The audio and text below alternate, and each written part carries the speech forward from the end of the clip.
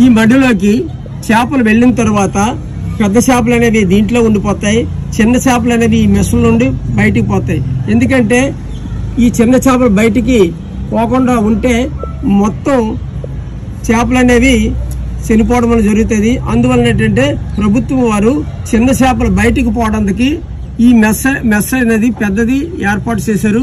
Square mess కాడాండి అనేది ఏర్పాటు చేశారు.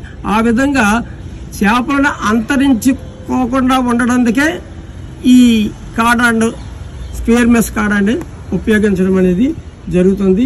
ఈ కింద భాగంలో మనకి లేసింగ్ అనేది ఏర్పాటు చేశారు. పెద్ద చేపలు బయటికి పోకుండా ఉండడానికి, చిన్న చేపలు ఈ మెస్సుల్లో నుండి బయటికి వెళ్ళడానికి ఏర్పాటు చేయడం అనేది జరిగింది. ఇది ట్రాల్ నెట్కి ఈ కాడాండ్ ఉపయోగించడం అనేది జరుగుతుంది.